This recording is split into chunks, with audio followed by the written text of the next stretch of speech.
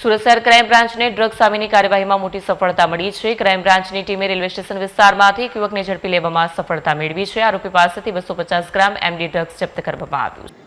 Crime બ્રાન્ચના અધિકારીઓને મળતી માહિતી અનુસાર આરોપીનું નામ નરેન્દ્ર ડારા છે। તેને રેલવે સ્ટેશન વિસ્તારમાંથી શંકાસ્પદ હાલતમાં ઝડપી લેવામાં આવ્યો હતો। તેની પાસેથી 250 ગ્રામ એમડી ડ્રગ્સ મળી આવ્યા બાદ તાત્કાલિક ધરપકડ કરવામાં આવી। પોલીસે આરોપીને કોર્ટમાં હાજર કરીને રિમાન્ડ મેળવ્યો છે। આરોપીને 5 દિવસના પોલીસ રિમાન્ડ પર મોકલવામાં આવ્યો છે। હવે આ ડ્રગ્સનો સપ્લાય ચેઇન ક્યાં સુધી છે અને તેના અન્ય સાથીદારો કોણ છે તે અંગે પોલીસ તપાસ હાથ ધરી છે। સુરત ક્રાઇમ બ્રાન્ચે ડ્રગ્સ સામેની આ કાર્યવાહીને શહેરને નશામુક્ત કરવાની દિશામાં મહત્વપૂર્ણ ગણાવી છે। તપાસ ચાલુ હોવાથી હજુ વધુ ખુલાસા થવાની શક્યતા છે। No drugs in Surat city અંતર્ગત સુરત પોલીસ દ્વારા અને સુરત ક્રાઇમ બ્રાન્ચ અને એસઓજી દ્વારા સતત ડ્રગ માફિયા વિરુદ્ધ કાર્યવાહી કરવામાં આવી છે।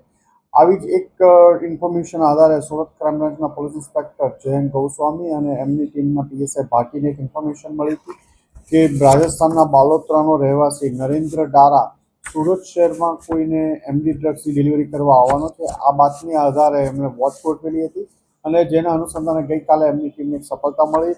નરેન્દ્ર ડારાને રેલવે સ્ટેશન પાસેથી જે બાતમી આધારે ઓળખી અને અટકાવવામાં આવ્યો હતો। એની પાસેથી 250 ગ્રામથી વધુ સારી ક્વોલિટીનું એમડી ડ્રગ્સ મળી આવ્યું છે, જેની કિંમત અંદાજિત 7.5 લાખ રૂપિયાથી વધુની થાય છે અને એ સુરત શહેરમાં કોઈને ડિલિવર કરવા માટે આવ્યો હતો। એની પૂછપરછ દરમિયાન એ અગાઉ પણ ડ્રગ્સના કેસમાં પકડાઈ ચૂક્યો હતો। 45 ગ્રામ ડ્રગ્સ સાથે રાજસ્થાનમાં પકડાયેલો હતો। તાજેતરમાં જ એની બેલ થયેલી હતી। ડ્રગ્સના ધંધા સાથે સંકળાયેલો છે અને સુરતમાં કોઈને ડ્રગ્સ આપવા માટે આવ્યો હતો। આ બાતમી આધારે સુરત ક્રાઇમ બ્રાન્ચની ટીમે એની ધરપકડ કરી છે અને વધુ તપાસ ચાલી રહી છે।